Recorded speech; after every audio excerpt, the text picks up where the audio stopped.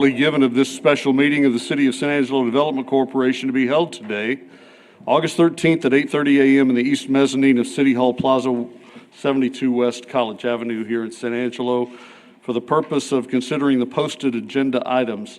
This meeting is now called to order at 8:30 a.m. and let's call to the podium Amy Mazzell-Flint, who will give us our invocation. Amy is, as you know, a school board member and is, maybe as you didn't know, the president of the Temple locally and is the executive director of the San Angelo Clubhouse. Yeah. I keep myself either busy or either in trouble or out of trouble, depending on how you look at it. So thank you all so much for having me. As we gather today, we pause to honor the work before us and the community that we serve. I'd like to thank you all for your service and the important work that you do.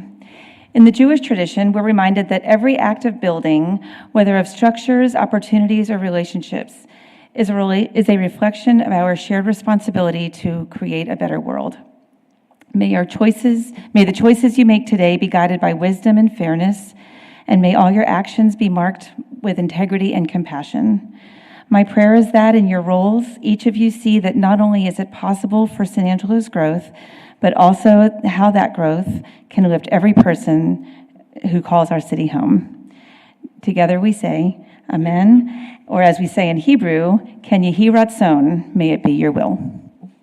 Thank you, Amy. You're welcome. All right, we'll now open for public comment, issues or items that are not on the agenda raised by the public at this time. Citizens who have registered for public comment prior to the start of the meeting should speak from the podium. Begin by stating their name and limit remarks to less than 3 minutes. Board members may request that a discussed item be placed on a future agenda. Board takes public comment on all regular agenda items during the discussion of those items from citizens who have registered for public comment prior to the start of this meeting. Ms. Navarez, do we have anyone registered for public comment? Yes, and that'll be Ms. Desiree Johnson. Desiree Johnson, come to the mic.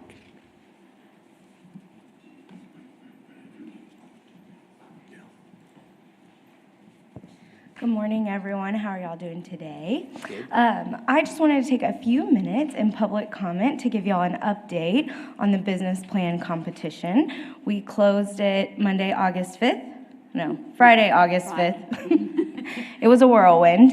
And I just want to say a special thanks to Nora. She spent a little extra time over the weekend helping us review those applicants for eligibility and going over that. We had 37 applicants this year, which is on par with what we've done in the last couple years. So I also wanted to thank Andy Marquis and her team at Media Advantage for doing a wonderful job getting the word out, helping us promote the competition, and to all the businesses that have entered, just a successful good luck to them in the competition process, and especially to y'all as the board for helping us facilitate this competition and give this opportunity to these folks. We are very much looking forward to dwindling those initial entries down to our finalists, and those finalists will work to compete with a support team that's made up of a business advisor from the ASU Small Business Development Center and a student in the business plan competition internship program. And I am very excited to say that we had a great buy-in from the student body at the Norris Vincent College of Business. That's a big part of the program.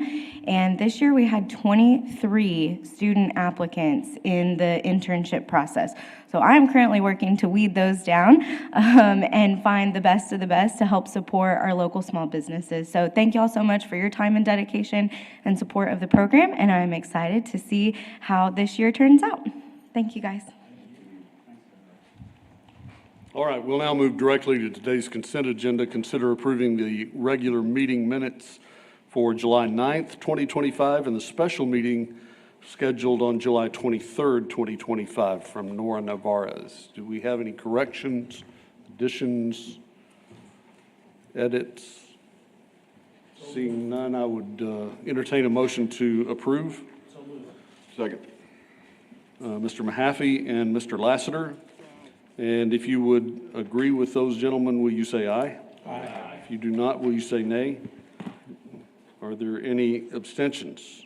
It is done. Next, we move to the regular agenda. Consider approving the June 25 financial statements and disbursement listing presented by Tina Diersky, Director of Finance. Tina, welcome. Thank you. I have for you the June 2025 financial statements, or third quarter. There we go. So sales tax was up in June by 3.77%.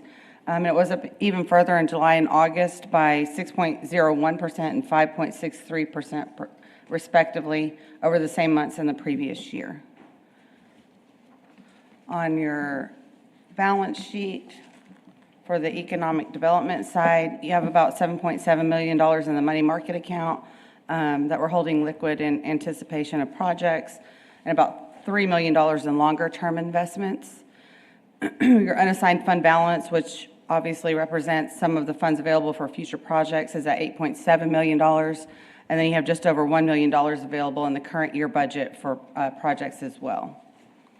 On the income statement, you'll see that sales tax is over budget at 80%. Well, we're 75% through the year as of the end of June, mostly due to conservative budgeting. There were a few operational payments that were made as well for the agreements with the city for staff and city services. There was also a project expenditure for the housing study. The housing study was fully expended as of the end of June, but you'll recall that we did agree to increase that amount due to the flooding and some increased oversight on that project. For the balance sheet, on the ballot side, currently I have most of our funds in the money market account, $7.7 million, with the remaining $6 million in longer-term investments. The undersigned fund balance in this fund is $13.1 million, and you still have $2.4 million in the current year for future projects. And then on the income statement for this one, the sales tax revenue, again, is in excess of the budget at 80%. Interest income is over by 2%, or $8,200. And we had a payment go out here as well for the city services agreement, as well as the $101,000 that went out for the affordable housing that you all approved in a previous meeting for that special project that Galilee is doing. That's all I have for the financial statements. If you have any other questions, I'd be happy to discuss.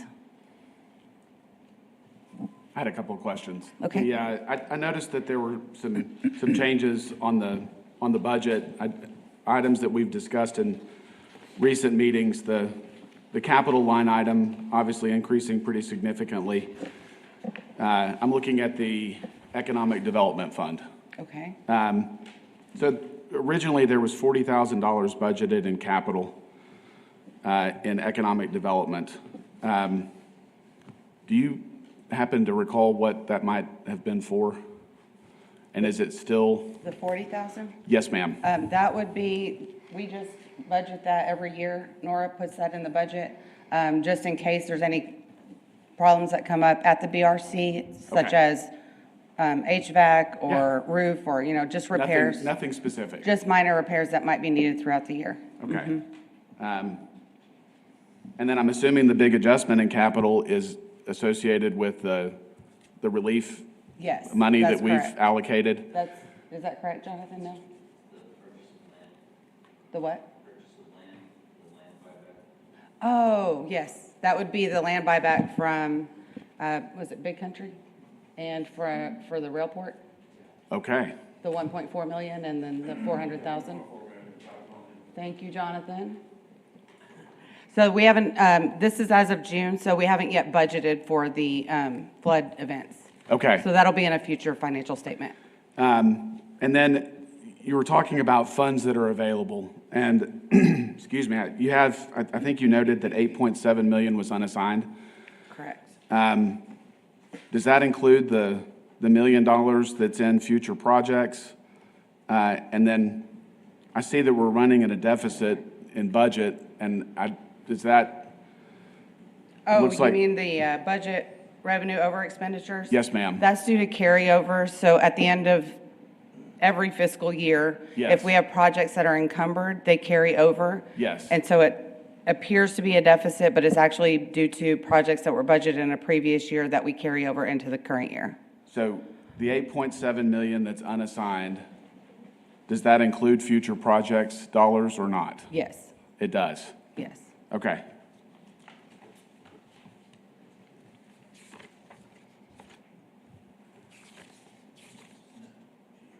Okay. Yes, is available. 8.7 in the unassigned fund balance plus the future projects is available for projects. Okay, so future projects is 1.1 in our budget today. Correct. So it would be 9.8? Yes. Okay.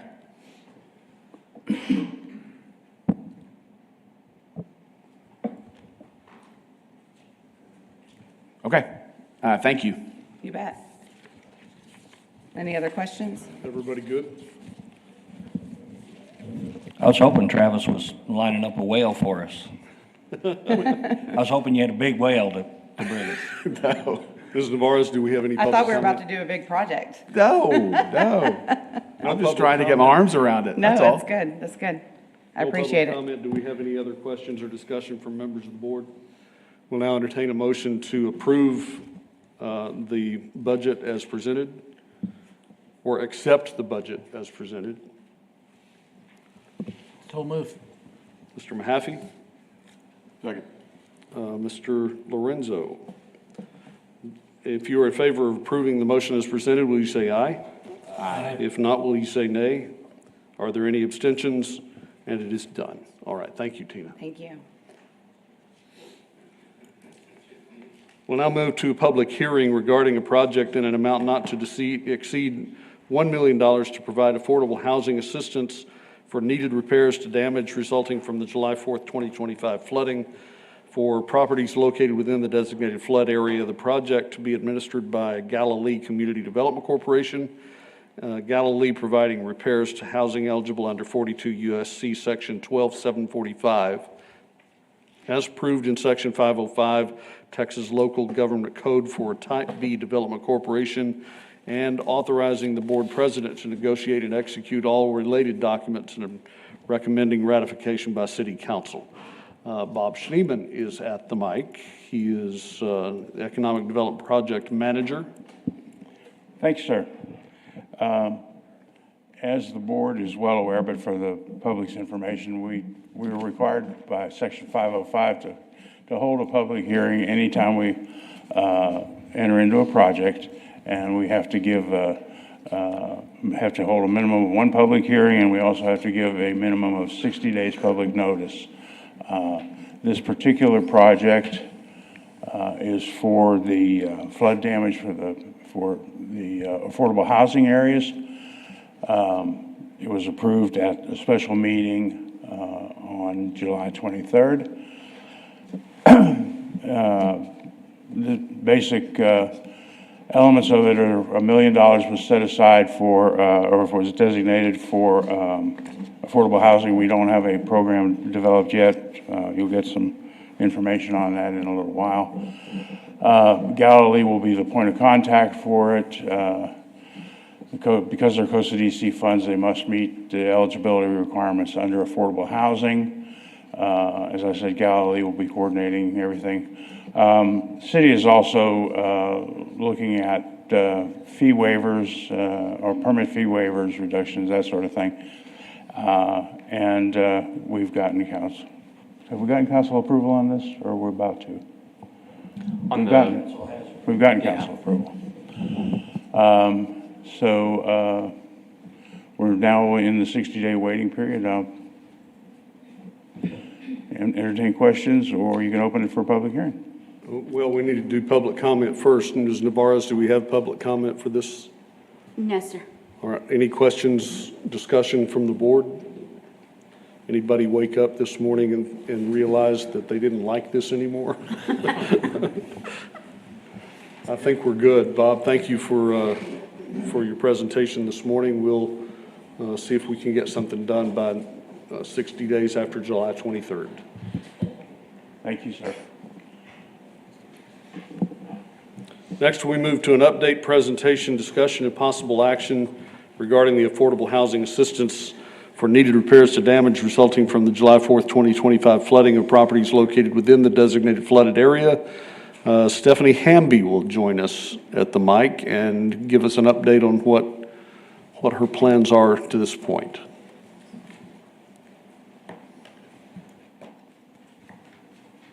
Good morning. Not much to update right this moment. We have a group coming in on Monday that is going to start repairs. I don't even know where they're all from. They're from all over the place, but they're coming in. They're our first group to come in to start repairs. They'll be here for 2 weeks. We're hoping to tackle 5 to 10 houses with them, depending on how many volunteers they bring in. But we have identified, I think, 202 homes that need assistance. Just in our first round of phone calls, we're estimating 300 to 400 more that are going to need some type of assistance getting either materials, labor, or both. Our first round is really to get safe, secure, and sanitary. So get the insulation in, the sheetrock up, and the tape done. That's our first round, and then we'll go back and we'll see what people have gotten through FEMA and through other funding sources, and then see where we can match to get the house back to kind of where it was before the flood, if not better. So that's kind of where we are. We have secured a warehouse for at least 3 months to hold all of our materials in. We've gotten a couple shipments of sheetrock and flooring and all subfloor and stuff in, so we're ready to go for this team that comes in on Monday. We also have Texans on Mission has been here they came in for the muck and gut, and then that group left and the repair teams came in. So they have worked on, I think, 17 homes, and they have another 15, I think, to go. So they're just putting sheetrock up and taping and getting it taped out as well. Samaritan's Purse is also here on the repair side. I am unsure exactly how many homes that they're working on and what they're doing, but we're hoping between them and this group coming in, plus the other groups we have, I think, coming in that we're hoping to stagger, that will help us on the labor side of things so we can put more of the money into the materials and to stretching it farther for them. And then we'll go back and we'll be able to reassess. So I'm hoping next month I have a better idea of where this money will go and what it will be spent on, kind of in a better process than what we have just today. But that's our update for right now. Do you need any action from us today? Well, could I, maybe, Please. could I talk about roofs? Of course. One of the possibilities for fast tracking some action is related to an initiative Stephanie had in mind to begin with before the storm. And that is roofing. We might be able to fast track a response for roofing issues because recall a piece of the $1 million that has been allocated already was 182 or 183,000 that was already designated affordable housing money. So it was already in the works for a project or waiting for a project for Stephanie to work on. She said, well, I had roofing in mind for that. And she said, I just need to put the pieces together. We may be able to fast track that. Bob, did you determine whether or not we have a 60-day wait on that one? We don't have a 60-day waiting period, I don't believe. No, since that's from the ballot side, I mean, it's already approved project, and I mean, we already have the contract with Galilee to utilize those funds. The only thing I was thinking of is I thought we did a portion of that 180. I thought we recently approved for like a multi-family residential project, so I didn't know if it was for the full. I think we brought the number down to 180 to fund a piece of that. Yes, we got the 101,000 for the other projects, so that left the 183 that is remaining. Yeah. So I think it's a little dangerous to do this during a meeting, but I'm a little bit thinking out loud. She's got this. This was already a vision they had. The need is clear in that area, we think in the qualifying area. Yes. We have the money lined up. I think what remains is to make sure that we don't have any internal hang-ups related to budgeting or dedication of the money or anything.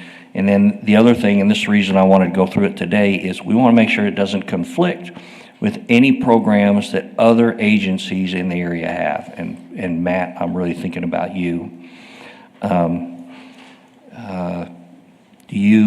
What do you need to know to see if that in any way conflicts with the initiatives that the Area Foundation has?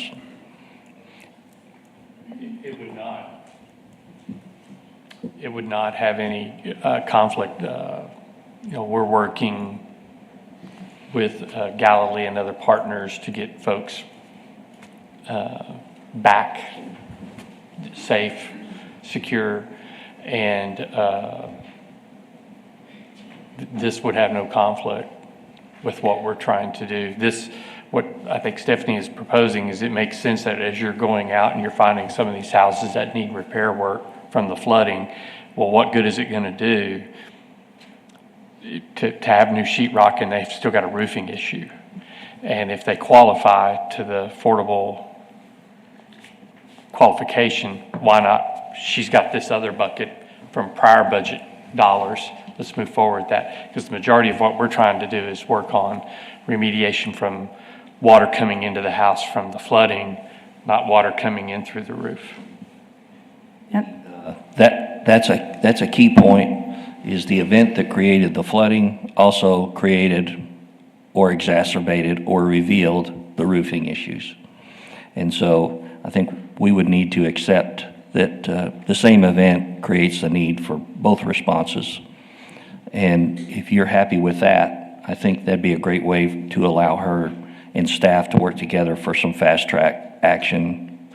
It would simply be related to roofing at this point.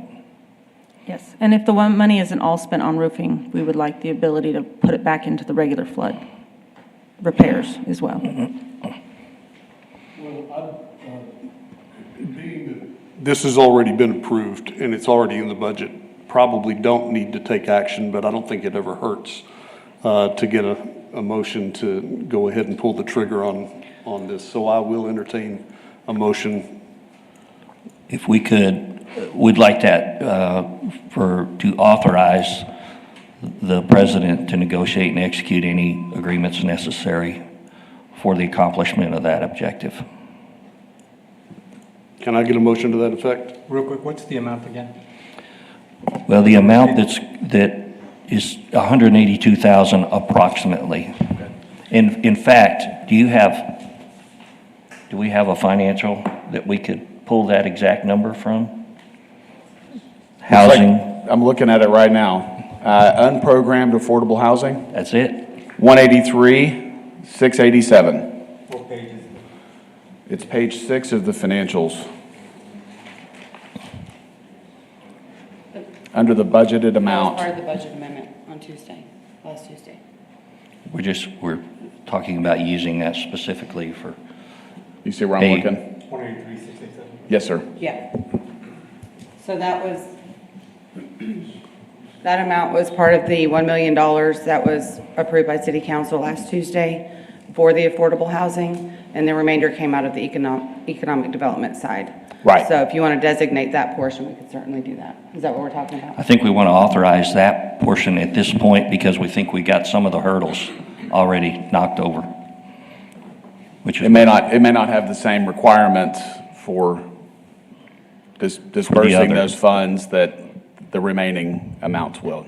Is that what we're saying? The key is we've already got so many of the ducks lined up, this may be a way to fast track it, and the requirements for the rest of that million, or whatever that million ends up being in total, Yes. may be different. But until we have that program, this is a way to get started quickly.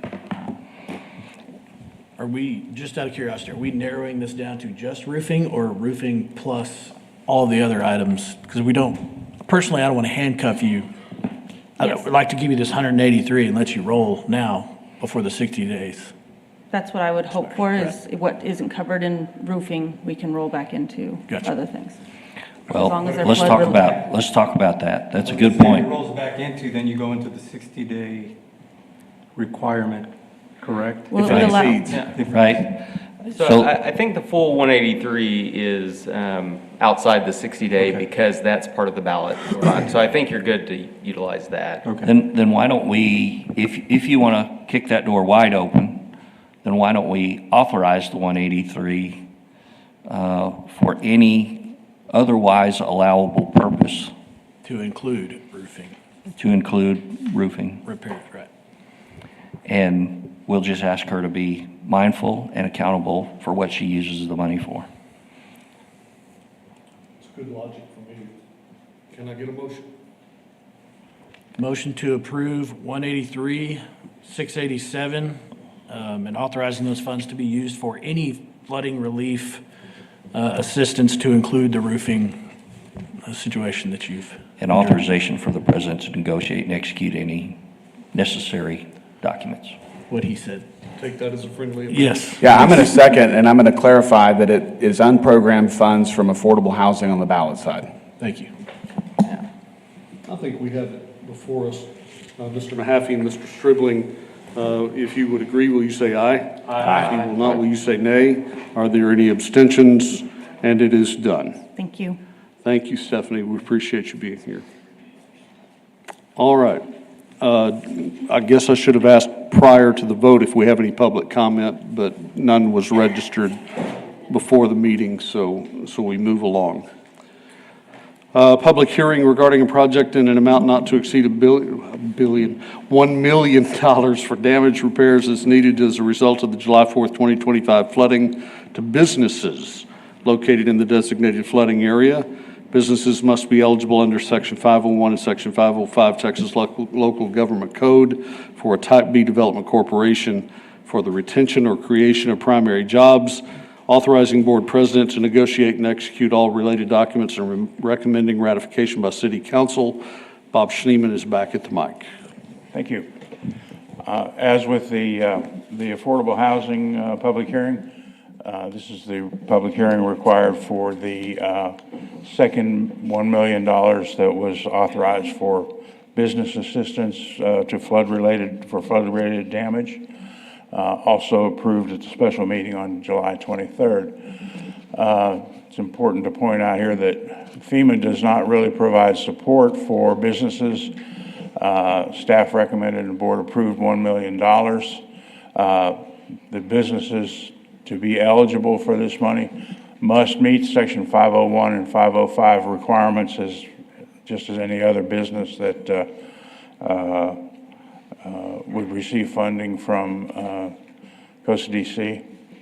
SBA is still operating in our building, taking claims and reports for loans and that sort of thing. Michael Looney has been quite busy going out and visiting with a number of the businesses, as has Desiree Johnson.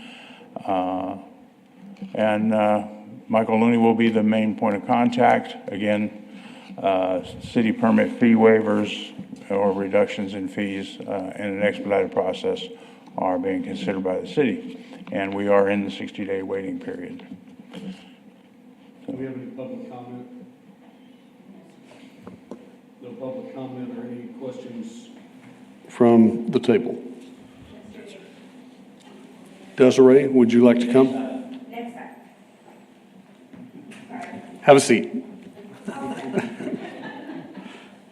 All right, seeing no other comment, we will move along. Thank you, Bob. We appreciate your willingness to operate with one hand tied behind your back.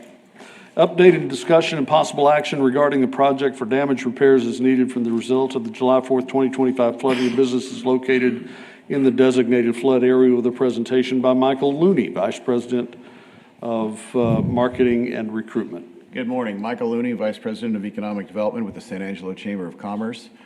Starting on the 7th of July, we initiated a exploratory response where Mike and I began reaching out to companies in the area, both in city limits and in county, that are NAICS code qualified companies. So these are companies that have or could take advantage of a Type B corporation. grants for economic development. So these are your primary job creators. Initiated calls to 45 companies. There were 45 in the city limits and in the county. Some of them being in the county are not very far outside the city limits. 10 of them sustained damage of different levels. One of those was in the city limits, and 9 of those were outside the city limits. There were 4 companies, and this is on that spreadsheet that I gave you. I know that it's a very tight print, but I wanted to at least just give you an idea of one pager of whom we contacted.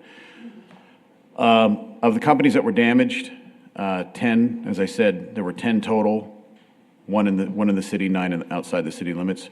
There were 4 companies that we contacted that sustained no damage, but they had employees that were impacted. Some of those employees were high-level officers of these companies, and it took them out of commission. So we wanted to focus resources on them. The calls lasted until the 15th of July. During that time, any companies that sustained damage or companies that we were not able to reach telephonically or via text, we went out and saw. These are some images of the damage. The companies that sustained severe damage were very severely impacted. The companies that sustained minor damage was very light, easily recoverable. So these are just some images of, this is a company called Permian Radiator. They are near a low water crossing. They are on 2105. 2105 between 87 and the railport is a known industrial corridor. It's a very robust industrial corridor. There's a lot of manufacturing that emanates from the Concho Valley out to the world from this area. The picture on the left was, on the far left is Tricor Steel. That was the company that was impacted that's in the city limits. They're off of Pulliam. And we joined a team from the Small Business Administration and a gentleman named Bill Gravel Jr. from Washington, D.C. wanted to go out and personally survey the damage. You can see that the litter shows the force of the water. The water was coming through at a very fast rate. So what we discovered was that it wasn't just general gradual flooding, it was actually water at force. We found garage doors torn off, front loaders moved 10 feet on their own, being pushed aside. So it was quite heavy. So our involvement has been on multiple levels. It has been one, to gather information on the ground to understand what the impacts were and what a manufacturing business is experiencing when they sustain severe damage. We have reported all of these findings to all of the different agencies that are collectively known within the COAD. The COAD is the Concho Valley group response. It's a collaborative response. It's all the different agencies working together. What I've put together here, these are the slides that were from the COAD meeting, which was last week. I wanted to just flip through these quickly. If there's any questions, you can pause me. The packet that was presented at the COAD meeting, this is a multi-agency meeting, which is focused on recovery. And what we'd experienced, and some of you may have had these interactions with people who were affected or people who knew people who were affected, is that the first 3 to 4 weeks is response. That is very rapid. That's what we internally call diapers and water. That's the initial shock response. And then there's a pause. And that pause represents the transition period between response and recovery. 2 weeks ago, we were visited by 2 high-ranking members from FEMA. They came to see me and Mike and Steve. They did announce that they were on the ground. They had just arrived from Asheville, North Carolina, where they were there for 7 months, and they were there for the long-term recovery of Asheville. They're getting ready and now staging to do the same thing here. This shows an idea of what a response and recovery look like. And right now we are coming out of short term and we're going into intermediate and then vectoring up, building up with all the different agency members of the COAD into long term. And this is probably going to take a year. And that's to ensure that all businesses and residences, but in our case, our focus is businesses, understand what their damage was and what resources they need to truly and fully recover. It's a little bit different with NAICS code qualified manufacturing and distribution type businesses. These are our primary job creators. Having them out of commission or not at full capacity can have a long-term effect on the economy. We don't think that there was enough damage to make a severe impact to our economy that can't be recovered from relatively quickly. But we did hear stories of other communities where industrial areas were heavily flooded, and it made a significant impact on the budgets and on the tax yields in later years.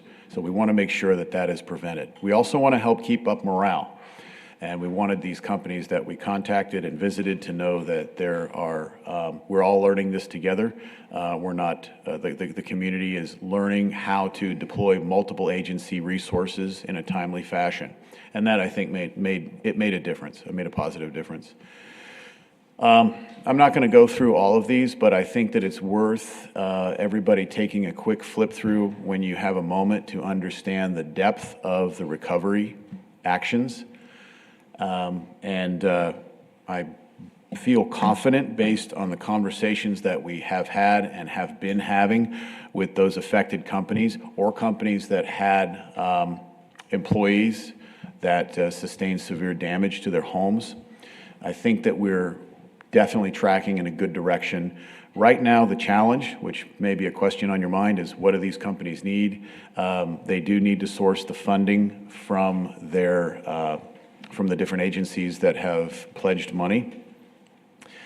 And they also wanted to make sure that they are not exposed to these kinds of catastrophic events again, which has, and this isn't the primary reason we're doing it at all, but we have had several conversations with several companies that are going to ask the BRE effort of the COSA-DC to help them find new facilities that are out of the danger zone. And we did have several companies state that the disruption is not something they're going to tolerate again.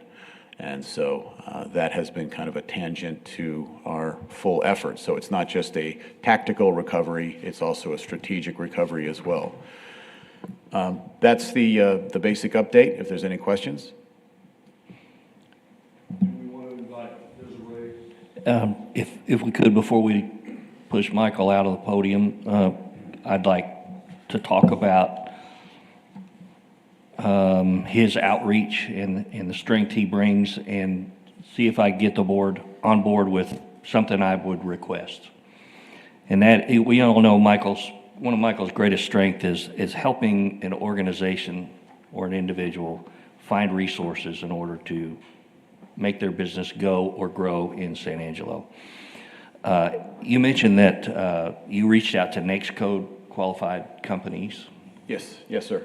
I wonder if, and those are the ones we could fund, but I wonder if we wouldn't better serve our business community by reaching out to all businesses in Tom Green County who were in that zone, whether or not we can serve them with cash and find out what, if any, needs they have. For example, if he finds somebody that we can't serve, but the city might be able to help in some way, I think we would like to know about that, or the county. And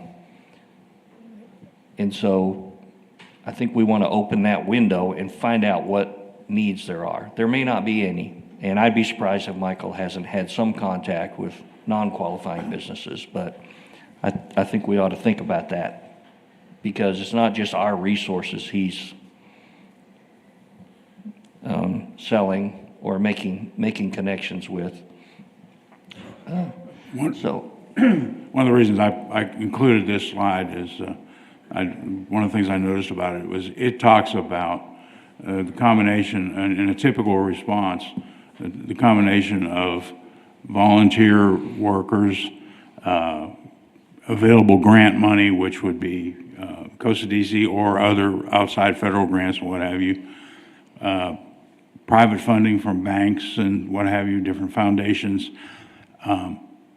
And just because COSA-DC can't necessarily help a business doesn't mean there's not somebody in this whole array of things or agencies that may be able to provide some help. So if we know about them and we can get them to somebody that can help them out a little bit, I think it's kind of incumbent on us to do that to the extent that we can.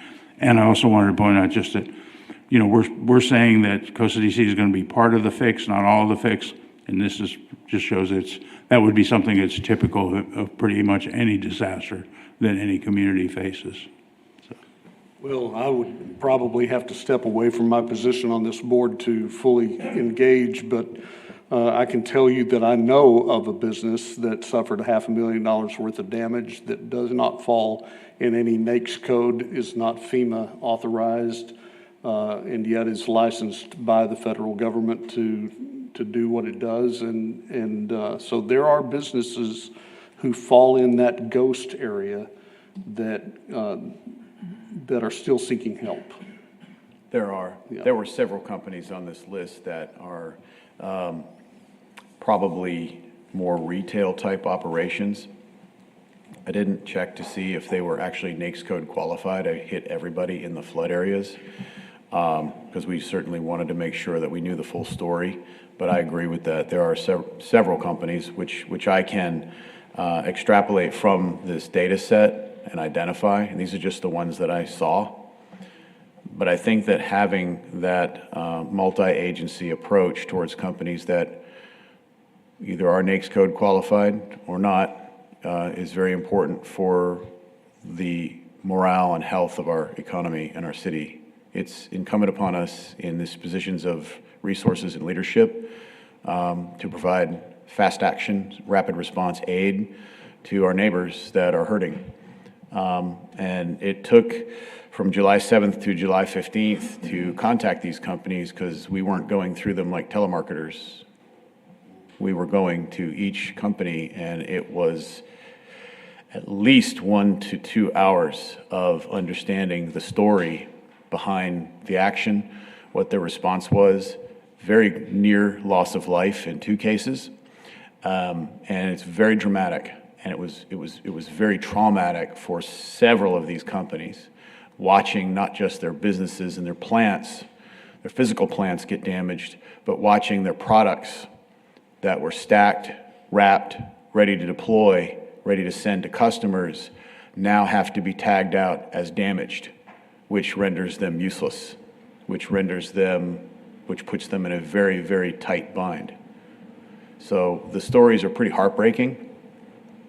And I agree with that. I think that all companies should be treated with the same attention as if, no matter what they are, no matter what they do.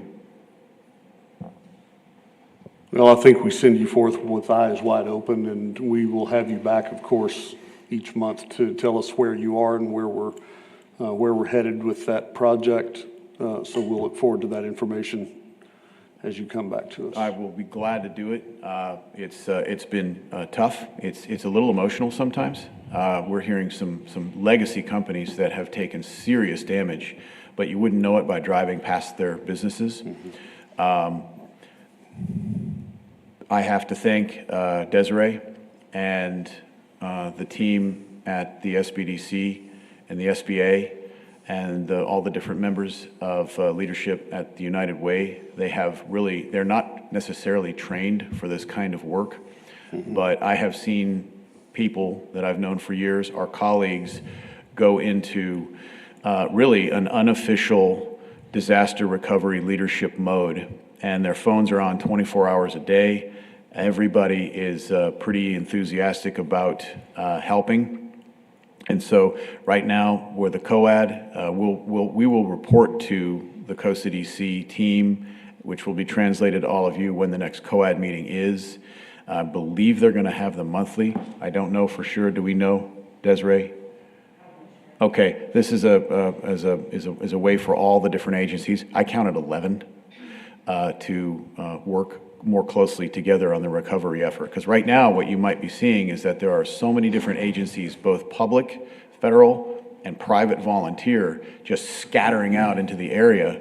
And we're hearing stories of FEMA making assurances to certain homeowners that they would be fully recovered or substantially recovered. still quiet, and then we'll hear of other residences where an entire strike team from Samaritan's Purse swarm the house and do probably 6 weeks worth of repair in 3 days. We're trying to make sure that all of the aid is sent to these victims equitably and in a timely fashion. So we're kind of figuring this out as we go. It's very organic and it's rather fluid. We have also found residences that have been damaged where they don't want any help. They don't want anybody touching them. They want to do it themselves. There's also a fear that if they begin rebuilding their homes in an area that's prone to flooding, that they're going to be run off of their land.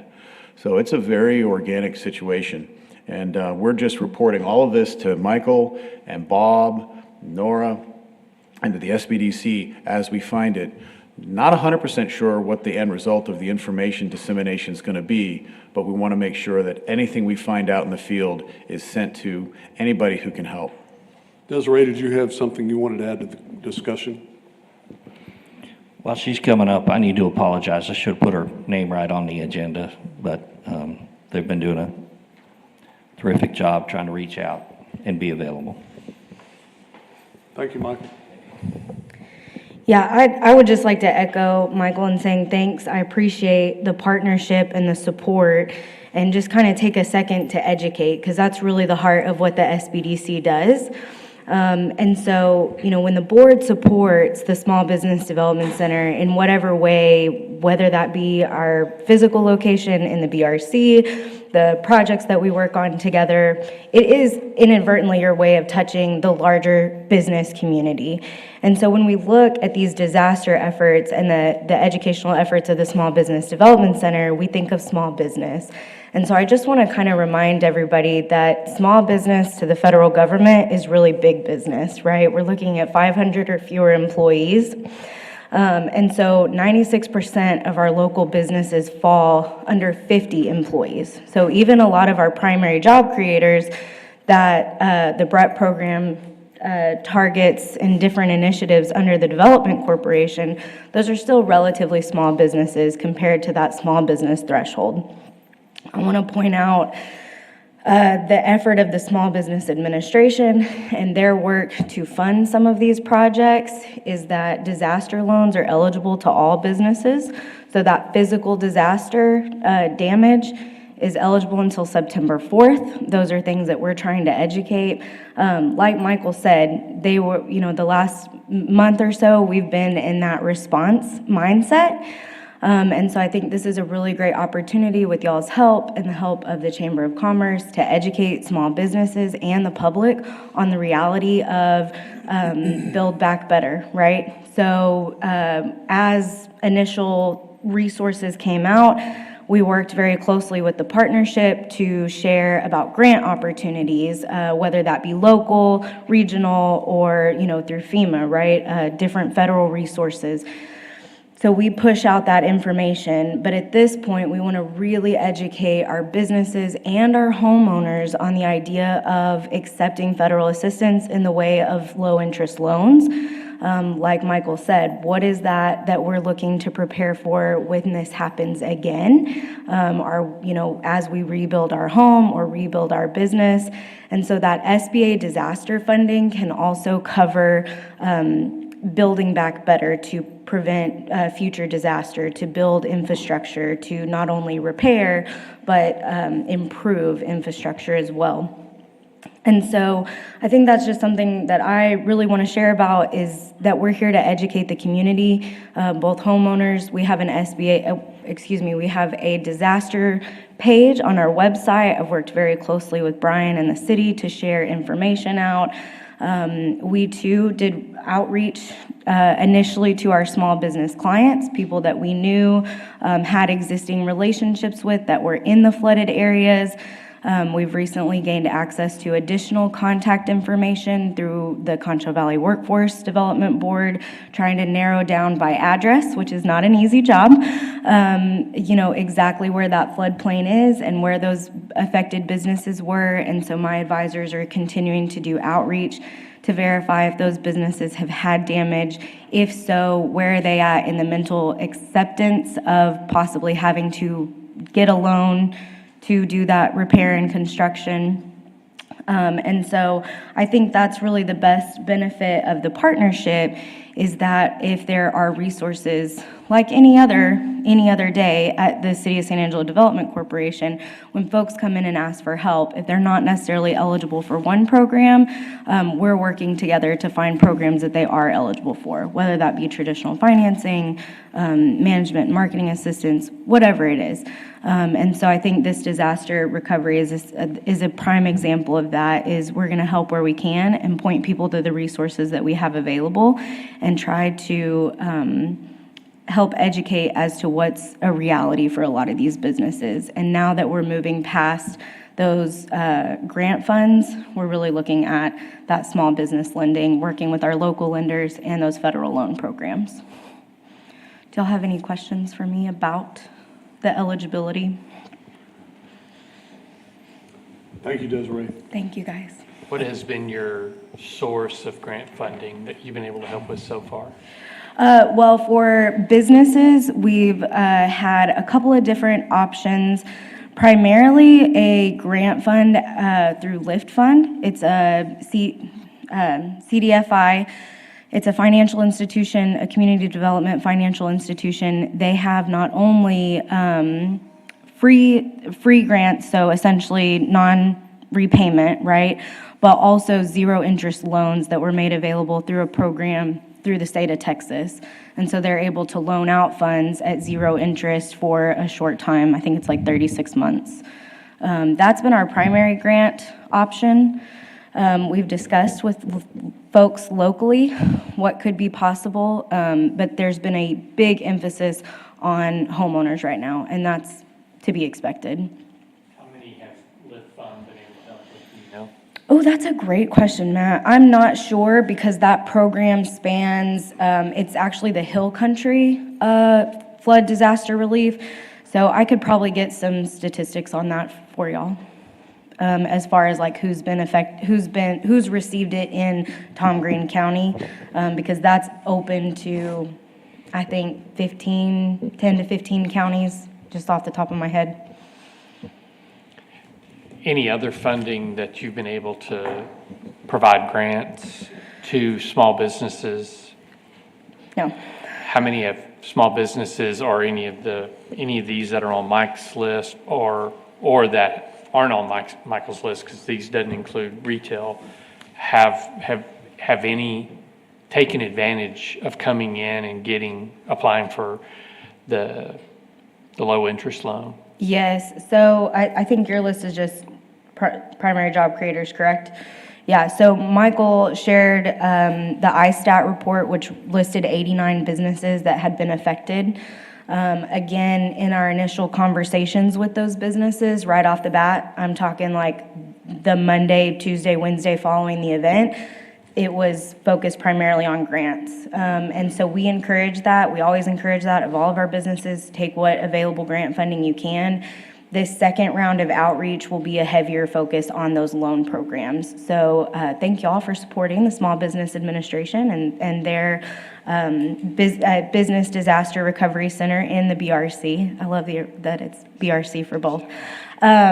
Because what that is really doing is those folks are going to be here for a good amount of time, and they haven't seen a whole lot of activity. Again, because as we face that damage and such a surreal loss of business, those folks are not ready to take that bite of a loan, right? They don't know how they're going to keep the lights on for the next month, much less pay back a loan for the next 10 years. And so that's part of what we do at the Small Business Development Center is providing that long-term education and recovery relief, right? How can we build you back, diversify your income? What are we doing in the way of marketing to help you explore new markets, to gain additional revenue and income? Really looking at the business as a whole rather than just the disaster itself. How can we reshape the business to support them through this? And then how can we leverage that loan? So it's really kind of bringing them to the reality of it's this or maybe nothing. And so really helping guide them through that process from technical business management to somewhat counseling. And so really helping them come to the realization of what those long-term effects are. And it's so important to have that secondary level of outreach now as they're starting to digest those thoughts and process, because those physical disaster loans have to be in by September 4th. And so if they decide they don't need that funding, that's fine. But even when we look at homeowners and businesses, they probably have not truly assessed the full amount of damage. And so even they may get their FEMA grant, FEMA gives them 10, SBA will come in and say, we'll fund the rest of the cost of construction and remediation. So what does that look like long term? Those people need to be applying before September 5th, September 4th, because after that date, they're not able to apply for those physical disaster loans anymore. The economic injury disaster loans are kind of another conversation. Those are for businesses that are suffering economically, like Michael talked about, that long-term economic damage. I'll give you an example, because as y'all know, we cover 13 counties. I have a client in Junction that is a dry cleaning business and laundromat, and they primarily serve the camps out of Hunt. So that was $80,000 in revenue gone overnight. That was their entire summer season. So they were able to apply for an economic injury disaster loan, which is going to carry them through the next fiscal year. So those are examples of some of the success of that. So I think that's a really long answer, sorry, Matt, but essentially there's been buy-in, but we're gonna have to do our part as business advisors to educate those businesses on the long-term value of this loan investment. Thank you, Desiree. Do you think there's value? I know that September 4th deadline, that's a FEMA deadline that is, based on the July 4th date for keeping the DRC open for residential or the business side. Do we as a leadership in the community need to advocate to try to get that September 4th extended? Or, they're going to look at what's the pipeline of people, and if it's a trickle and there's not very many people asking for help by September 4th, they're going to shut off the DRC, and FEMA doesn't go away, but they're not going to have a rapid response. What are you seeing from the BDRC, the activity? Does it warrant extending it past September 4th or advocating to our FEMA friends? Yeah, so I can't speak for FEMA. I would really reach out to Ashley and Cameron to kind of see what that looks like. Because that is on the individual side, FEMA only serves individuals. I will admit I'm less knowledgeable on that. As far as extending that deadline, I don't believe that's a possibility. I think that's federal. I think that's dictated by the federal programs. But I think in the case of the Business Recovery Center specifically, I have spoke with the SBA team because that was my initial concern. I was like, oh my gosh, we don't have 100 people here. They're going to pack up and leave. That is not the case. So for that economic injury, they're for sure going to be here through the end of that date, but then the SBA team will most likely stay beyond that to continue to support business recovery. And then, one of the reasons I really advocated for them to be in the building is it creates a hub for anybody that's not aware of what the BRC is and what it stands for, which is really to be a hub of business resources in our community, is that we are the long-term assistance. So SBDC is federally funded by the Small Business Administration. We do not actually issue any loan information. We don't handle that side, but we are partnered with them so we can help provide those resources even beyond that disaster team leaving. So if businesses are wanting to apply up until next April, we'll be here to support that process. I guess I got a question for Michael. Of these 10 that are in green that meet the NICS code definition of being potentially eligible for co-CDC funds, I realize we're in a 60-day public hearing in the middle of that process. Do you think that this $1 million that has been allocated, that we could be able to definitely help these 10 businesses?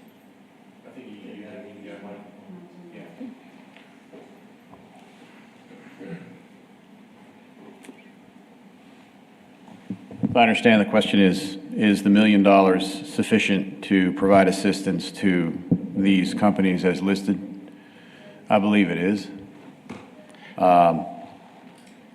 A a lot of the damage that was done that I saw was not inventory accounting damage, meaning I don't understand all of the costs of equipment that was damaged or products that were damaged and now had to be tagged out as damaged, even if they were just wet. They cannot sell them because they got wet.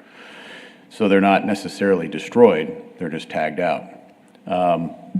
I think that the $1 million, or a large portion of it, would be sufficient to help these companies. And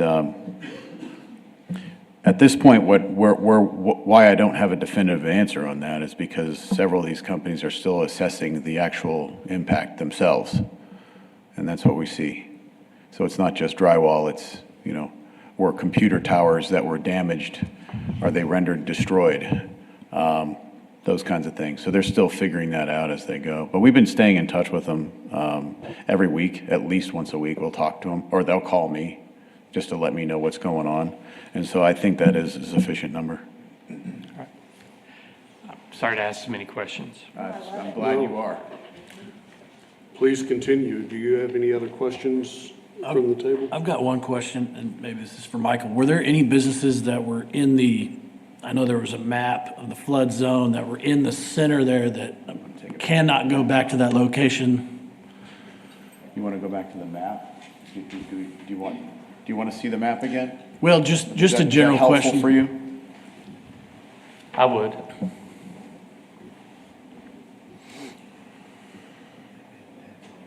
There it is. So I know that there was a map that was presented to council for residential homes that were in the center of that flood zone that cannot go back and rebuild in that area. Were there any businesses in that center? That's what's considered the floodway. Okay, floodway. You can't rebuild in that area. Were there any businesses in the floodway? Yes, on July 7, which is a Monday, the team at the Annex Building, the Water Department, provided me with a hard copy of that map, which they had just produced. And so that's what I used as a way of targeting which businesses to call first. So it wasn't necessarily NAICS code companies in alphabetical order. It was who's in this area, this floodway area, and that was where I came up with the 45 number. But only 10 of them sustained any damage. The question that I'm hearing is, are there any businesses in that area that will not be able to rebuild where they are? Probably. Although most of, yes. Can I Yes, follow up? Bob I said think you so. Bob said you can't rebuild. Are you talking about residential? I've heard that on residential. I have not Either heard that one. on business. Yeah, if you're in the floodway, that's a FEMA-defined waterway that's meant to convey water. So, no, you can't rebuild in that. Even for business? Correct. Correct. Resident, no structures. Excuse me. In the We floodway. may want to have some focus on those locations. Yes, and there were a couple of companies that knew, once we got to discussing why I was there, they got pretty quiet because they didn't want to avail themselves to any sensible, well-meaning, however you want to put it, legislation that could prevent them from staying where they are. Yeah. So they said, we're good. And I'm looking around thinking, you're not good. You're in way not good position. But they're Well- like, it's going to be okay. We'll take care of it ourselves. Basically politely saying, thanks for coming out, but we're going to be okay. Don't tell anybody that we got damage. I think we're counting on your discretion for that. Don't tell us about somebody that doesn't want to be told on. No, and I'm not naming companies, but you understand, this is something I'd never experienced before, where people who had needed help were some of them, there were a couple or two, that were kind of intimidated, and they didn't want to accidentally say, oh, by the way, sure, we'll provide you help to rebuild your business, but you can't be here, because those are areas that they've operated out of sometimes for like 50 years. And I don't know how to navigate that. We're working on it together. We'll sail our boat somewhere else. Yep.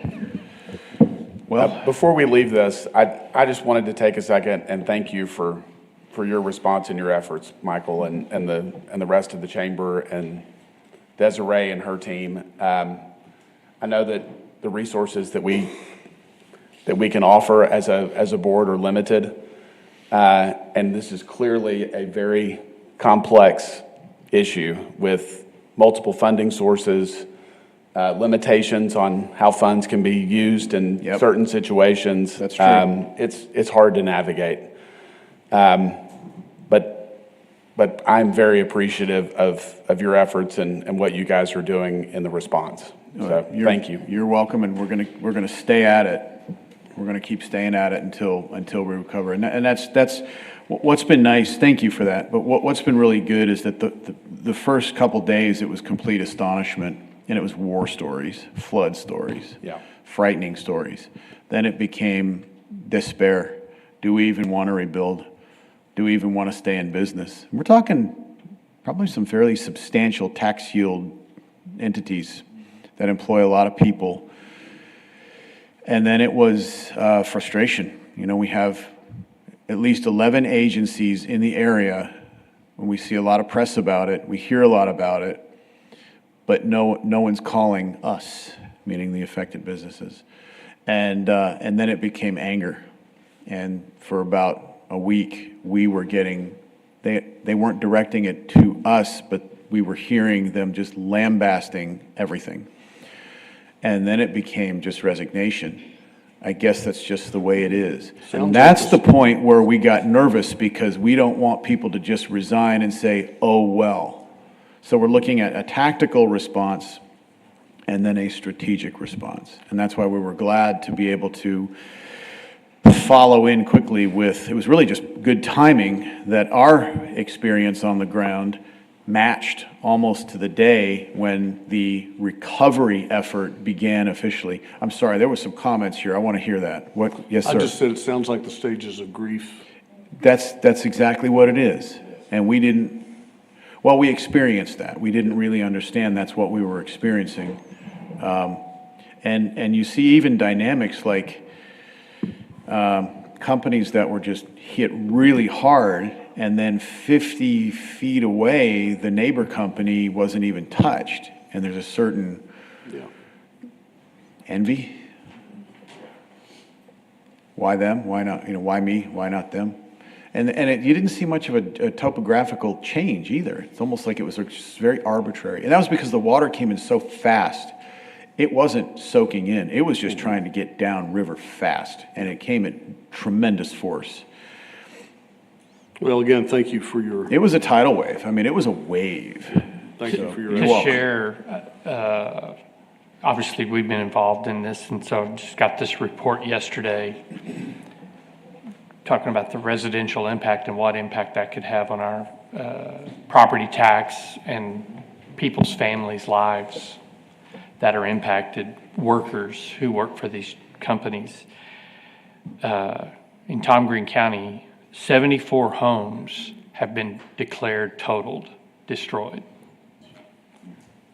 Now think about all your friends you know, 74 homes are gone.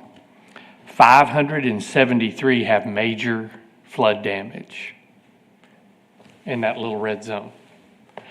Major is if you have over 18 inches of water running through your home. 913 homes had minor damage.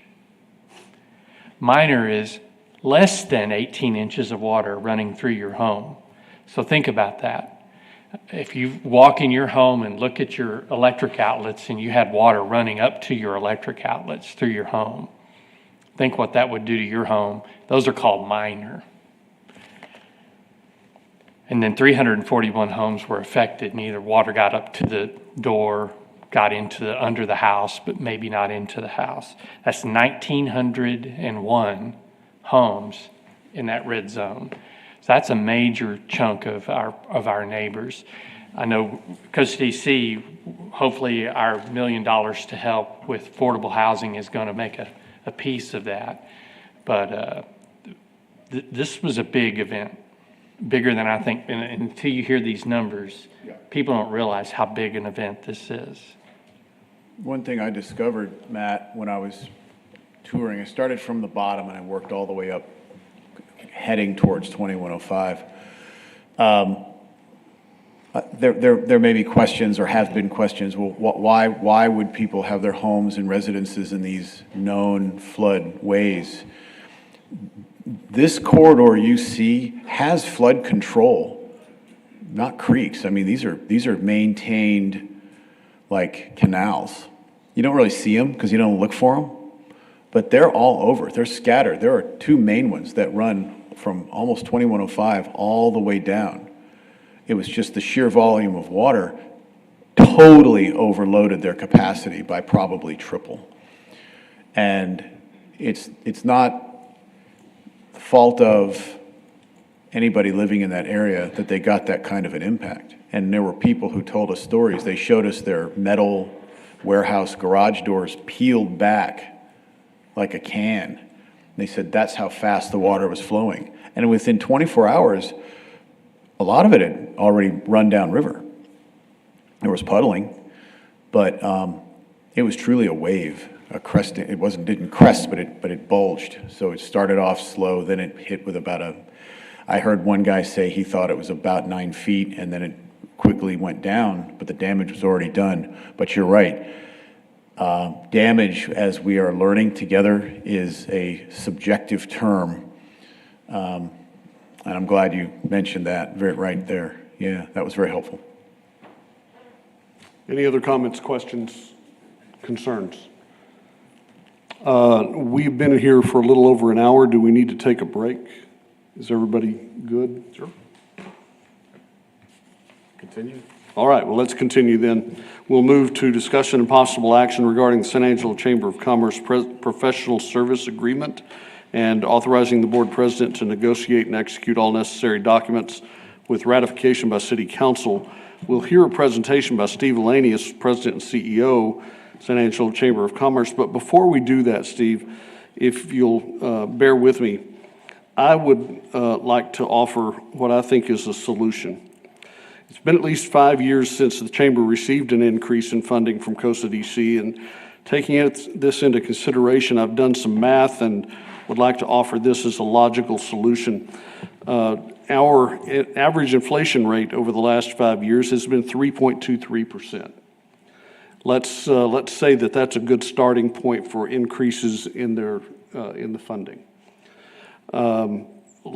Let's say that we doubled that for excellent return on investment, 6.5%. That also seems to be a logical growth rate as well.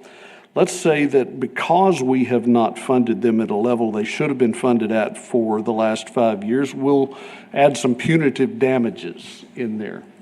So I used 10% for a growth rate.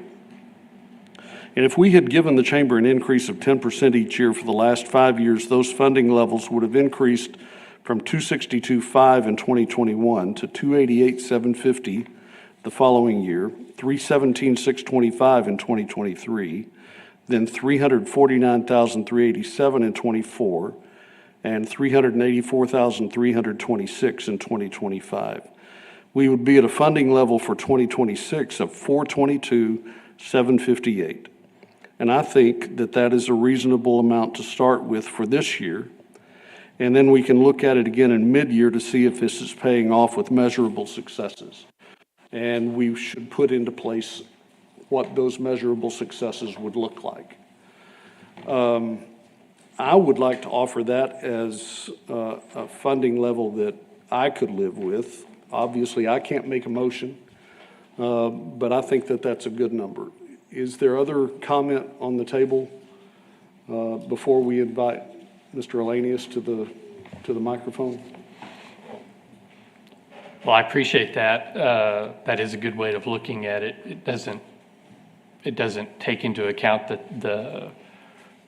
those prior years that have been underfunded, while that, using your 10% rolling average increase, there's money left on the table that, people that have been paying dues and otherwise supporting the chamber and other measures. The chamber's been subsidizing the good work of economic development. that this board should be able to pay for.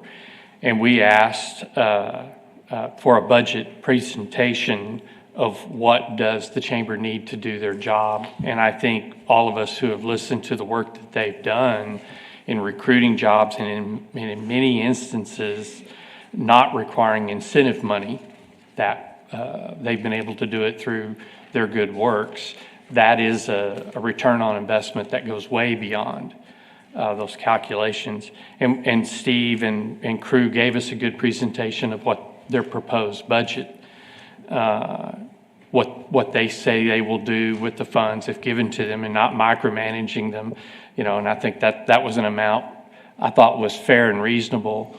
And I guess I'd like to hear from Steve of his response to your offer. Are there other comments at the table?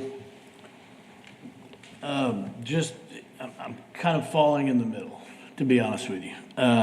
I respect and actually appreciate the work that you put into this, and I agree with you. I think that's a fair assessment. But looking at the proposal that was presented to us from the chamber and going to that number, again, for everything that we have detail on, every item, there's a paragraph and detail for an explanation for every item within their budget. Now, I haven't seen a full budget, and that's where I have some concerns. Haven't seen a full budget of all revenue sources that go into this budget, strictly just looking at what comes from the county and what has come from us and what is being requested of us. And so with those increases to each line item that was presented to us, that gets us to $475,000, $475, $456. That's where I land, personally. Again, respect and appreciate, and could go with, I think, Rick's proposal there. But in fairness, I think giving the chamber what they requested in detail, I think suits me personally better, and that is the 475. The difference between that 475 and what they actually requested of 587 is $112,389, to which we have no detail on. Was not presented in any way other than that was supplemental funding coming from Cornerstone. So I don't know what that funding went to. It's not in any of these paragraphs. It's not in any of these items. So I essentially took that off the table, not understanding that. So again, based on the proposal given, we've looked at this over the last 3 meetings. That's where I'm landing is 475, based on presentation and information. So that's my piece, my opinion, for whatever it's worth. I don't, before you start, Steve, I'm sorry. The numbers and the funding sources, as you've noted, Steve, it's a little confusing, to be completely honest. It's challenging when you have multiple revenue sources that are funding a single budget, and we're making funding decisions here without really having an understanding of what the other funding sources may or may not be doing. So I went through and put together just the spreadsheet that shows the proposed amounts and then current what's being funded by the city contract and I think Cornerstone, as you've indicated, and then the county, and to show the increases. And I'm looking at categories here. I think part of what's important in this process is that if we don't settle on what the chamber has proposed, we need to understand where the adjustments are going to be made within this budget. Otherwise, it's going to be hard to monitor the agreement going forward. So I've got an extra copy. If you guys want one, you're welcome to take it. I do want one. Mr. Stribling, I think that micromanaging that budget is not something that we're going to want to get into. No, I don't want to do that either.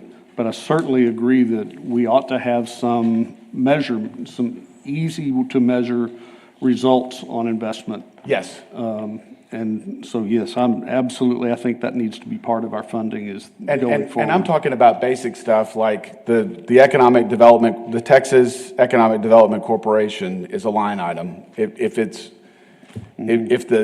in the discussion, the decision is to cut that or reduce it, that has a different impact than, maybe what's going to be spent on travel and trade shows. That's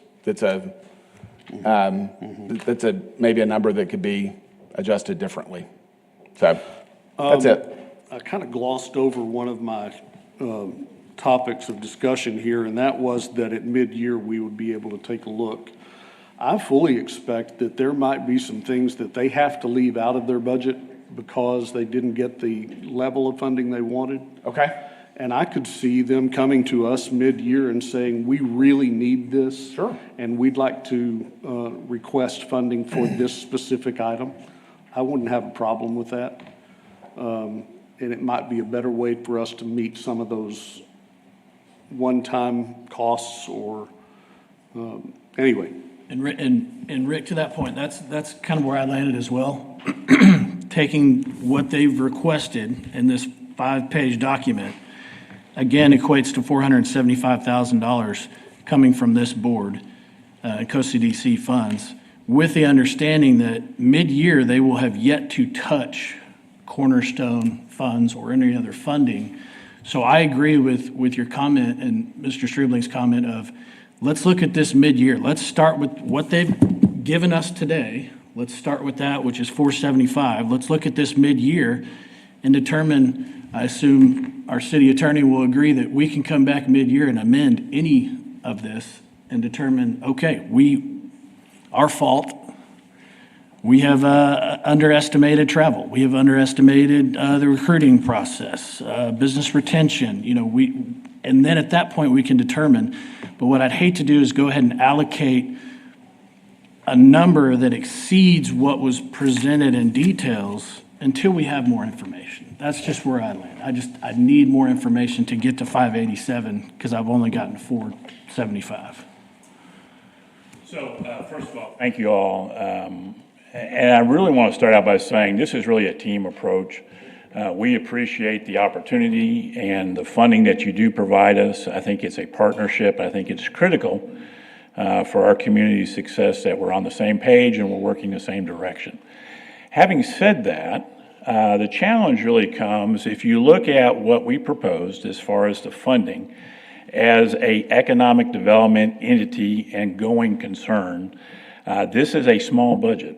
If you look at like-sized cities that are doing economic development activities that we are competing against on a regular basis, what we're proposing at 587 is fairly small compared to some of these other budgets. When you look at communities similar size, population, and some of the same target industries that we're going after.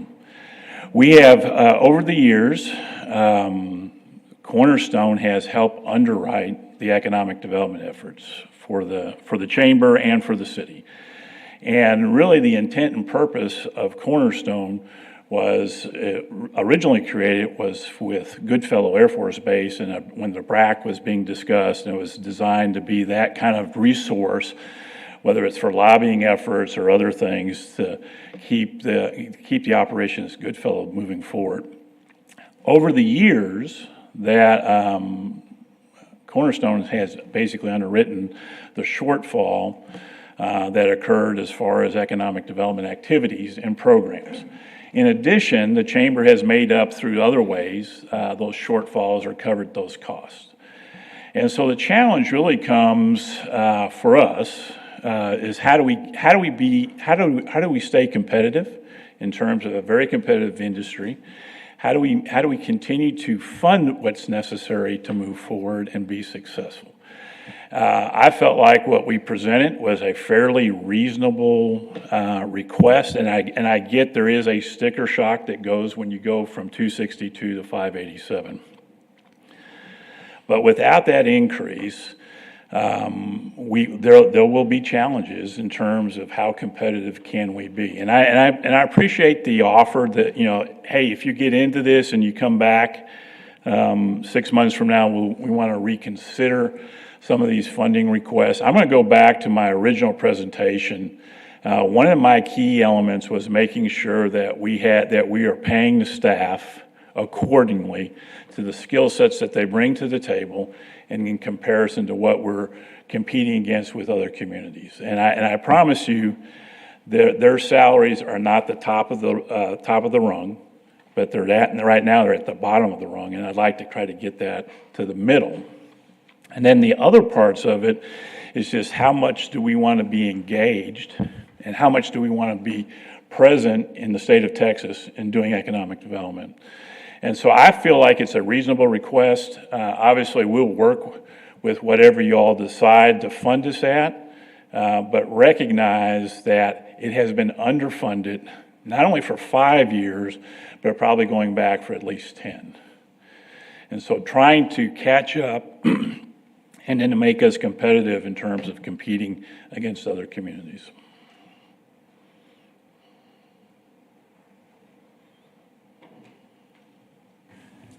Steve, just kind of a basic question here. Could you, and sorry to ask you to do this off the top of your head, and first off, I completely agree with the staffing portion of this. There is no question in my mind personally that you are spot on. With the talent pool that we have and the staffing we have and the results that they've provided, it is unquestionable that they deserve to have more. You're right, there is an initial sticker shock on this. So again, I'm trying to look at this from an analytical standpoint of we were at 262, going to 587. How much more were you supplementing on top of that 262? How much was, I shouldn't say overspent, because that's not a fair term, but how much over 262 were you short from us? Yeah, depending on the year, I'd have to go back. I can't give you the exact number. I have to go back to our audit. Sure. But it was typically, Michael, we had down that audit numbers, it was showing.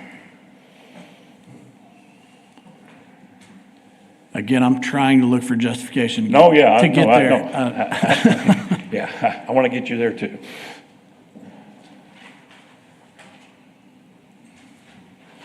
Is it true that you are currently at approximately $88,000 over budget right now? When you say over budget, short. It's over short, but it's being underwritten by the chamber and other funds. That is correct, for 2025. Okay. Steve, to get to what I think will answer your question. We have information from 2022. According to the audit, their revenue was $360,000, including our money, 90 from Tom Green County, some donated revenue, donated facilities. Total revenue, $360,000, total expenditures, $481. So $120,000 revenue, expenditures over revenue in 2022. Okay. In 2023, revenue, largely the same. This says 70 from the county, 80 from Cornerstone, total revenue, 422 and change. Total expenditures, 590 and change. So expenditures in excess of revenue for that year of approximately 170,000. 2024, the audit is not complete. What we have are unaudited numbers from their CPA firm that does their monthly work. Revenue, 438, including 85 from Cornerstone. Expenditures, again unaudited, 554 and change for an overage of 115,000. For 2025, we have, these obviously are unaudited and it's not a complete year, so. Sure. For the first 6 months, this is calendar year, 176 and change for revenue, 265 for expenditures. That's an excess of expense over revenue of 88,000 and change. Based on those numbers, the 3.5 year history is 498 excess of expense over revenue. That's the basis. And so to me. Thank you, Michael. And I'm going to go back to, there's nothing more powerful than creating opportunities in a community. There's nothing more powerful than a person getting a good paying job. It impacts a family, impacts the neighborhood, impacts the community. There's nothing more powerful than increasing the tax roll for the community, that where you see that shift where it goes from residential to commercial in terms of the tax base. And right now, I think San Angelo, I think it's probably 60% residential and maybe 40% commercial. And with some of the projects that we're working on and that you're aware of, is going to dramatically change the makeup of commercial versus residential. So again, I would appeal to you and recognize that this is an opportunity that comes along in a community probably every 20 years. And this is an opportunity to set this community on a trajectory that I think is going to pay huge dividends for us. And so I recognize that both the two Mikes have been very conservative in terms of how they spend money. I'm going to use this year as an example. They've taken 0 trips. Now, how do we compete? You know, we're playing catch with stuff that lands with us, but we're not being aggressive or kinetic in terms of going after projects that we can bring to this community. And that, to me, is a concern. You look at who we're competing, just up the road, I'm going to use Abilene as a prime example. If you look up just the road who we're competing against, they're engaged in trade shows, trade missions. They're showing up at different things where we're not even at the table. And I think it's important for our community to be at the table, that San Angelo is recognized and represented there. And I think we have not, and it's not a criticism, having been here 8 months, I don't want you to think this is a criticism of the community. It's just time that we step up and do the things necessary to make us competitive. The revenue that Abilene receives in order to support their economic development efforts far is beyond what Costa DC receives. Absolutely. And so they have an ability to fund at a much higher level than we do. Sure. And it's millions. Yeah. It's millions. Yeah. And what we're asking for is 587. Yeah. Rick, I guess the question I would ask, instead of coming at it from an inflation plus or a rider, I'm looking at the summarized budget Travis put on a single page here. And I, look through there and you see what the increase of their proposed, the 212,000. I would ask, go through, even though we say we don't want to micromanage, that's what is happening here. We'll go through here and say, well, what do you not want them to do? If you say, I don't think you need to be traveling as much, well, what do you think that number should be? I don't think you need to be spending as much time doing corporate headquarter visits. Well, how much? Half of that amount. In other words, go through and start cutting. In other words, this is what they're saying they need to do their job. And if you're saying, well, that doesn't come up with another way, we're trying to get to a number. So if you're going to cut something, if we're going to fund them less than what they've asked for, they're going to have to go through and cut something. They're going to not do any travel. They're not going to join the Texas Economic Development Corporation dues. In other words, what's going to be cut, and then that's what the revised budget should be. Let me answer.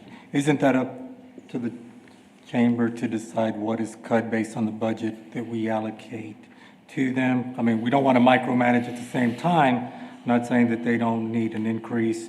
I tend to agree with Rick's application here. I mean, it falls on us that they've not received an increase for the last 4 years, so we are carry that burden and do some application or find some rhyme or reason to get to the number that we either are going to have a majority of the board agree to, or unanimous, whatever it may be, or a lesser number. I don't think it's punitive that it falls on us. There are people out there who have less increases based on COLA, cost of living adjustments, that we see, and they make do. Just putting it in real world perspective is how I look at it. And Steven said they're going to make do with what they receive. We're not saying we're not going to give an increase, but I don't think that is the question for us to answer and what they cut or don't cut. Our question is how much do we wish to increase based on the proposal and the numbers we have and we're comfortable with. So Matt, I don't you know that wasn't addressed to me. You Sorry. asked me what I would cut. And I struggled with that because I did not know what we were funding on a line item basis in years past. And that's why I left that completely out of the equation when I started looking at what should we fund them above what we're currently funding them. I went to this dispassionate, non-emotional, just the facts, ma'am, kind of increase based on what I thought we should do. And then I'm going to allow them to create their budget with the amount of dollars that they get.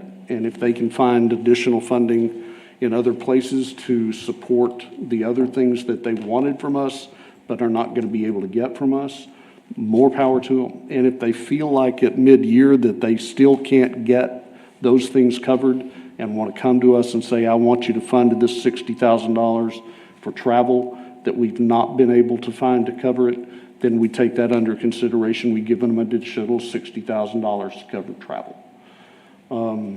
It's kind of where like I said, I struggled with this. I was rehearsing this at 2 o'clock this morning, trying to figure out how do we let them do what they need to do and still be fiscally responsible with the tax dollars that are given us to manage. And so that's my answer to your question. I think we're at a point where we need to have a motion of some sort. I'm tired of being on high center with this, and I think that we need to fund the chamber.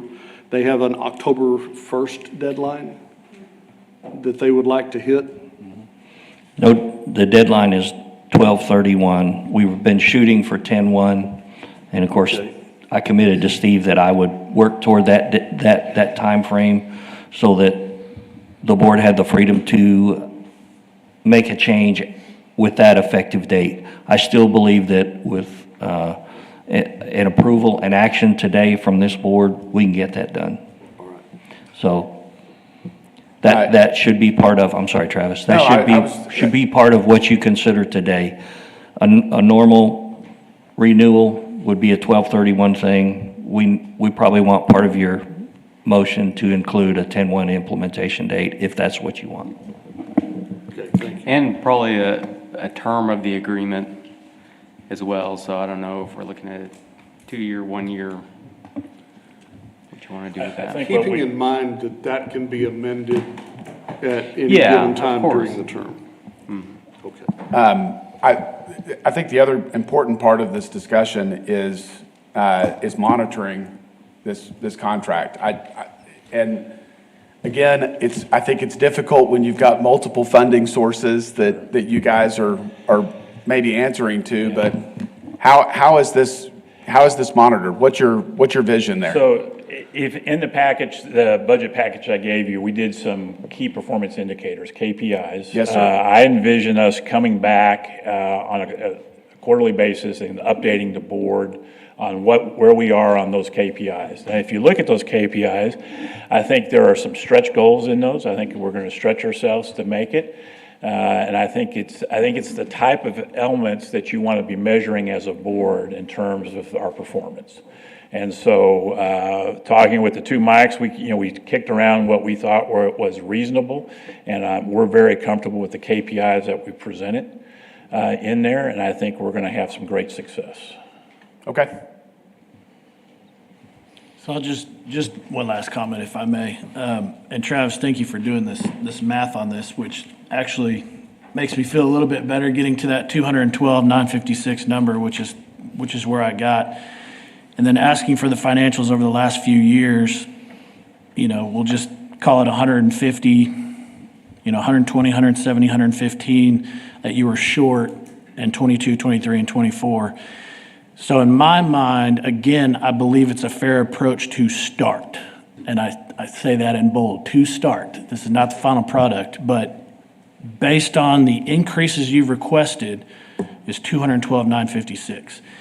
Based on prior years' shortfalls, I think that's covers that plus some and allows you to do more, be more proactive. And again, I do hope you come back mid-year, which I would like to see, come back mid-year and say, I told you so. We need more. This is why. But at that point, we'll have a lot more information, can make a much more informed decision. So again, I go back to, I feel 475 is a fair start approach, and then come back to us in 6 months. This is a partnership. Prove me wrong. I told you so. I'd like to hear, but again, I think that's a compromise going from 422. I think 475 is a fair compromise in my opinion to start, and let's go from there. We're not trying to handcuff you. We obviously want the gold standard in the city of San Angelo. We want to go out and compete and win also. So we're gonna make it work. Whatever you all decide as a board, and that is a commitment I've made, and if I've made presentations to you in the past, that the partnership, the collaboration is critical. This is not going to be an issue with us, and so my request is give us the gas money. Sure. We've got the vehicle, which is the community, but give us the gas money to get this stuff done. Steve, can I have that as a motion? I think we need a place to get started, and if it fails at the table, then we can continue to another number. But if I could have that as a form of a motion, and we'll see if you can get a second. And just to clarify, the existing scope that is within our contract is sufficient, is what you're saying? So we do not need to adjust anything within our contract to add additional items to the scope or any other measurable items? I think. In my mind, no, but we might have. I think he's proposed an excellent set of key performance indicators. Okay. And I think we take that and go with it. Okay. With that strategy, in a quarterly review, we can tune that up also. Okay. Create the contract from that. Okay, there is one other kind of formality here, and it's, if we start 10/1, we have a 12/31 expiration of the current agreement. So, is it a 10/1 start, or is it a 12/31? Is this, do we want to start funding, do we want to align this with our fiscal year? Yes. Number one. Number two, if we do that, but there's probably some additional funding that we need to kick in for the last couple of months of the current agreement. Just something to think about.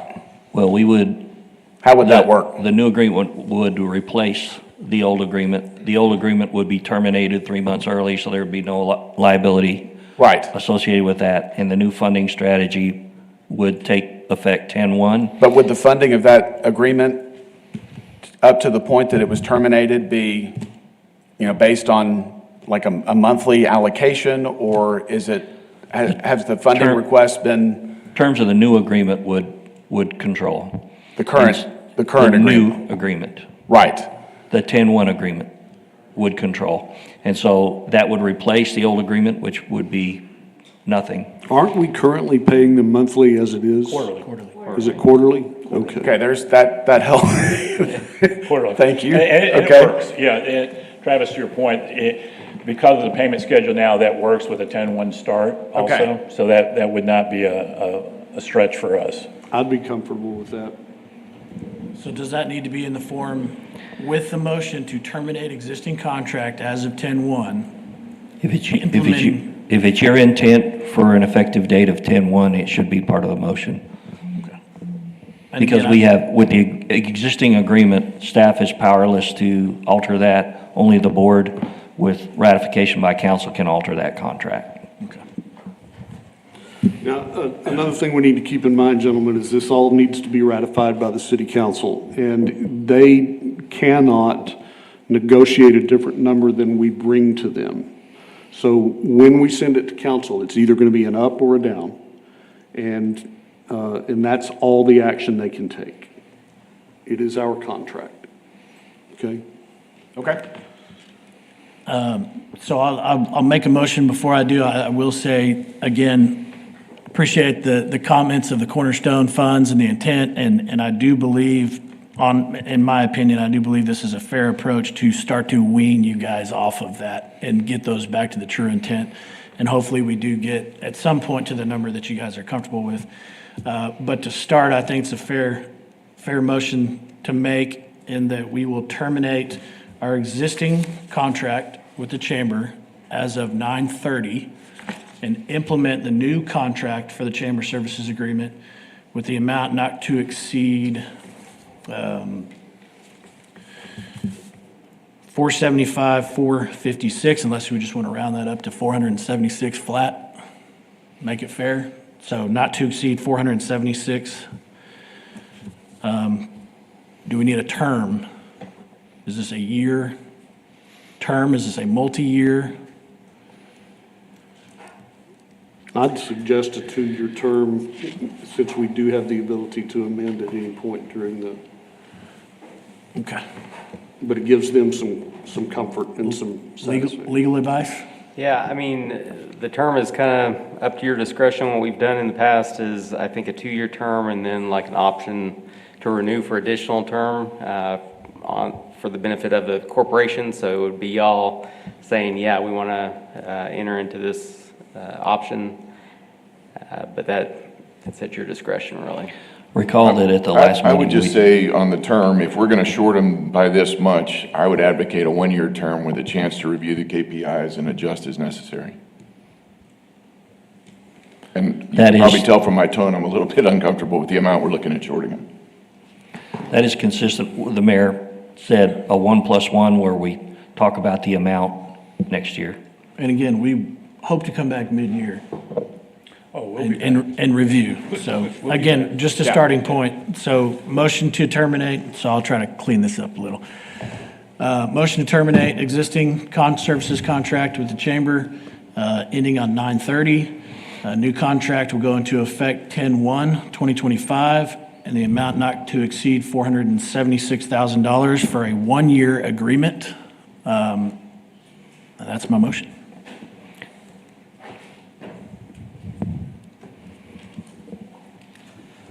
I'll second that motion.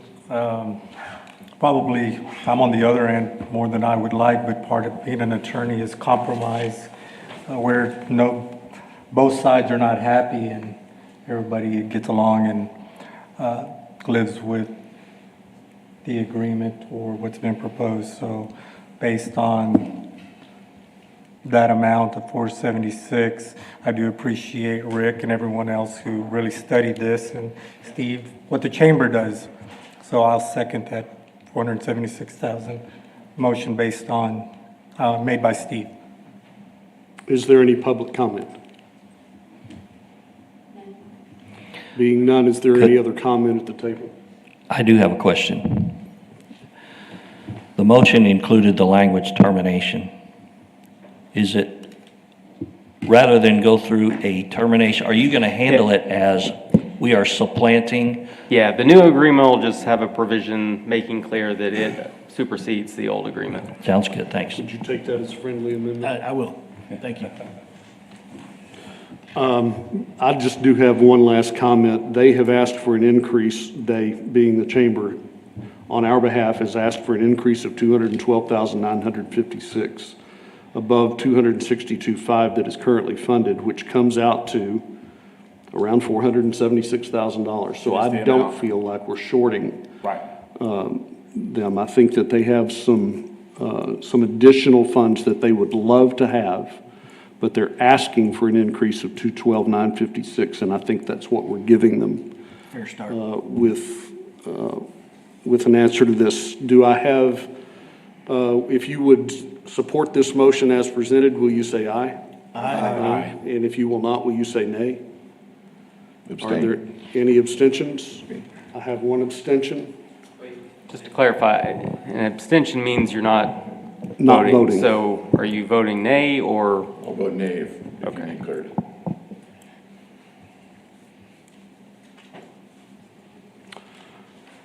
So we have a majority vote, and it is done. Thank you for your work here today. This is important, and Steve, we do wish you the best. And again, thank you. Like I said before, we're going to work together. Yes. We're going to make this work. I think it's important for our community that everybody is successful. And I do believe in that flywheel effect, right? And I think we're going to see that play out over the next 12 to 18 months. And so there's going to be some great successes. And I promise you, we will be back to have some more conversations. So I appreciate, thank you all much for your support. Thank you, Steve. Mr. President, Yes. if I could point out that item G we've pulled. I was just about to do that. All right, Thank you so much. Yeah, we did pull item G. There is the update, discussion, and possible action regarding improvements at San Angelo Business and Industrial Park. That falls within the purview of existing COSA-DC decisions. It falls underneath that funding level, so they don't need our support for that project. And so we'll remove that from the agenda. There's also no business requiring closed session today, so we'll remove that from the agenda. And are there any follow-up and administrative issues? Anything that you would like to add to a future agenda item? All right, quick reminder, all COSA DC meetings are broadcast on Channel 17 Government Access at 8 a.m. every Wednesday after each meeting. If you enjoy seeing how the sausage is made, please tune in. Our next meeting is scheduled for September 10th, 8:30 a.m. here in the East Mezzanine of City Hall at 72 West College Avenue. Seeing no other business, we'll now entertain a motion to adjourn. So moved. Second. I have two motions in 2 seconds from the same guys. Ms. Navarez, do we have anybody registered for public comment? Do we have any other questions or discussion from members of the board? Well, if you are in favor of adjournment, will you say bye? If not, will you say nay? Aye. Thank you for your work here today. This meeting is adjourned.